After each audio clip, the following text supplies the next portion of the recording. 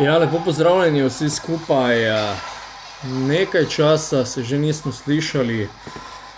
Malo razlogov je v tem, da nam je malo bolezen zagodla zadnje dni, tudi ni bilo toliko highlightsov. Ampak košarka, Liga NBA gre naprej, z njimi tudi moštvo Dallas Mavericks, ki je pa uspešno tako ali drugače. Zdaj le serija z Phoenixom je preteklost, hvala Bogu smo tole prišli naprej. Odlična zadnjo srečanje, ker so v bistvu nadigrali Phoenix na domačem terenu, ampak vse že veste.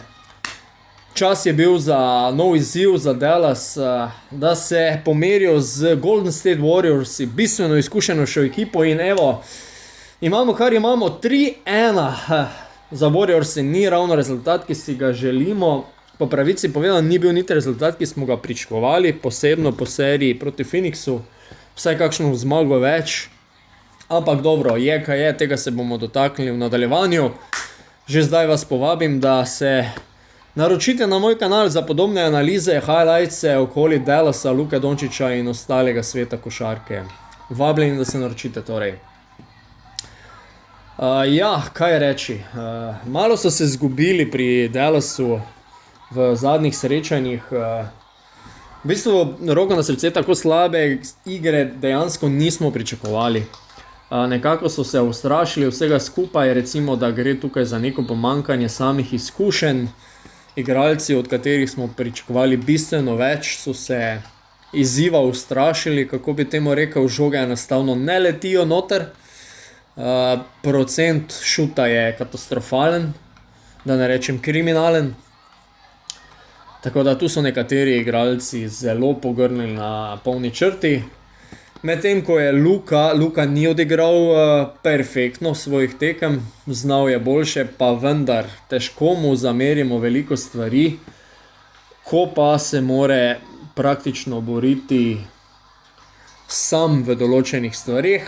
In ravno zaradi tega pride do številnih napak, kot so preobremenjevanje žoge, preveč tapkanja na mestu, preveč nekih odločitev, ki ne grejo ne v prid njemu, ne njegovim soigralcem. Ampak na koncu, ko zložimo vse skupaj, celota Dallas Mavericksov v tem trenutku ne deluje tako, kot bi morala. Dobro, današnja tekma je za nami, rezultat je nekoliko lažji, da temu rečem 3-1, serije selijo San Francisco, ampak vemo, nobena ekipa, mislim, da je 148 nič zaenkrat, kar se tiče nekih moštev, ki so zaostale 3-0, se pravi, absolutno nobena ekipa v zgodovini končnice lige NBA se še ni uvrstila v nadaljni krog, ko je imela takšen zaostanek. Tako da čudežev jaz tukaj ne pričakujem. Ampak hej, če nam je zdaj uspela takšna tekma in kot Luka pravi, če ne verjameš, tukaj ne smeš biti. Potencialno, da se zmaga zdaj le tekma v San Francisco, da oni začnejo malo podcenjevati. Jim ne uspe začetek tekme, ravno nasprotno spet Dallasu, neka taka tekma, kot je uspela pri Phoenixu. Imamo serijo vrnjeno v Dallas. Da v Dallas zmagamo 3-3, imamo zadnjo tekmo v San Francisco, lejte. Do takrat je še ogromno časa, ampak lahko se pa pogovarjamo, ne? Tako da ja, zanima me vaše mnenje, kaj ste vi videli na teh tekmah, morda kaj predvsem niste videli, mogoče bi se dalo o tem bolj debatirati, kaj ste pogrešali. Jaz osebno recimo zelo pogrešam centra pri Dallasu. Centra, Dwighta Powella, njega ni. Njegove zamenjave, Maxija Clevera, praktično ga ni. Danes je dal 2 trojki. Ima nekaj lepih potez v obrambi, kakšna blokada, kakšno zapiranje, ampak vse skupaj je to hudo premalo. Ampak ne bom se zdaj osredotočil na dva fanta, ki vemo, da nista tista glavna aduta, na katera bi se obračal, ampak vendarle neko svojo vlogo pri tem pa bi pričakoval, da bosta naredila predvsem strani samega skoka ali kakšne dosežene točke več v napadu ali kakšnega umazanega posla več tekom same serije. Potem imamo tu kakšne krila, strelce, ki svoje še niso naredili, opravičili. Branson in Dinwiddie nekako sledita toku Luke Dončića, ampak ne moremo iz celote treh igralcev izpostaviti, ko pa ima ekipa 12 igralcev. In ko smo ravni pri celotni ekipi, vsi ne dobijo priložnosti. Zdaj, Jason Kidd in strokovna ekipa se je pač odločila za neko strategijo, za katero menijo, da pijejo vodo. Žal jim to do tega trenutka še ni uspelo. Zakaj ni, lahko razglabljamo. Jaz predvsem menim, da enostavno v nekih situacijah bi moral Jason Kidd veliko prej vzeti timeout. Ga ni, recimo eklatanten primer je tekma, ko je Dallas vodil 19 točk, a v tretji četrtini so se puzle začele podirati oziroma kocke začele podirati, ne. Sestavljank več ni bilo v napadu. Takrat bi moral vzeti timeout. Kaj bi bilo, če bi bilo, ne? Mogoče bi se tekma drugače razpletla, tega ne vemo, ampak tisto tekmo bi enostavno morali dobiti. V tem primeru bi bila današnja zmaga še toliko več vredna, zdaj pa upajmo, da ni jalova, no, kakorkoli. Bomo videli, koliko časa še je za spremembe, kaj še lahko izvlečejo iz tega Dallas, ne. Zdaj vemo, po zmagi nad Phoenixom so seveda ameriški novinarji ponovno vse svoje napovedi, vse svoje denarce stavili na Warriorse. Jasno, nekaj malega podcenjevanja še je vedno, no. Ampak zdaj imajo popolnoma prav, več kot prav, ne.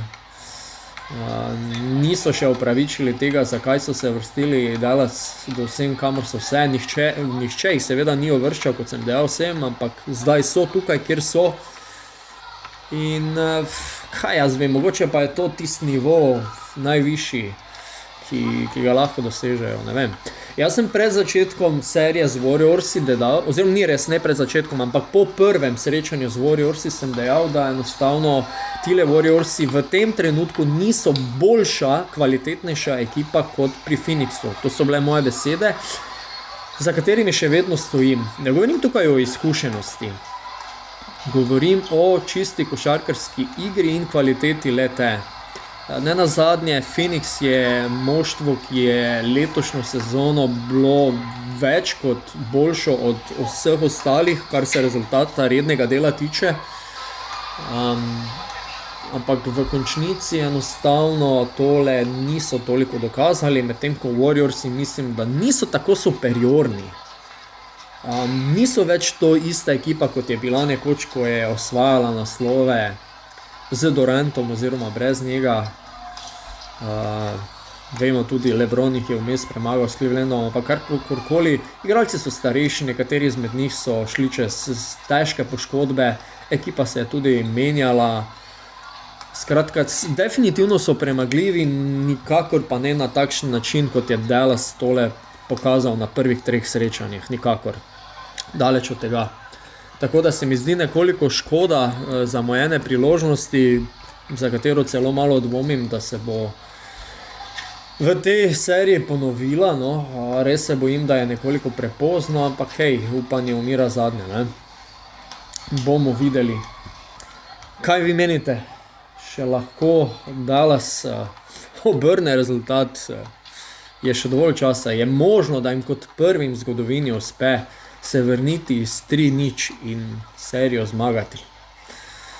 Zapišite spodaj svoje mnenje, kako ste vi spremljali, videli tale srečanja. Veselje mi bo nekoliko pokomentirati z vami tole. Se mogoče kaj obrnete tudi na drugo stran, kjer svoj boj bijeta Boston in pa Miami. Kaj napovedujete za njuno serijo? Kakorkoli. Še enkrat hvala, da me spremljate. Kmalu bodo na voljo spet kakšni highlightsi. Bolezen me je v tem trenutku nekoliko zdelala, morda se mi ne sliši, ampak vseeno energije, moči trenutno ni. Ampak toliko, da sem se vas malo javil, da ne pozabite na Greg Skort in jaz na vas. Vse dobro vam želim, upam, da dobro preživljate dneve, ki so začeli lepi zunaj in tako naprej, da jih dobro izkoriščate. Kakorkoli, držimo pesti za Dallas, za Luko Dončića in se slišimo do naslednjič. Lep pozdrav!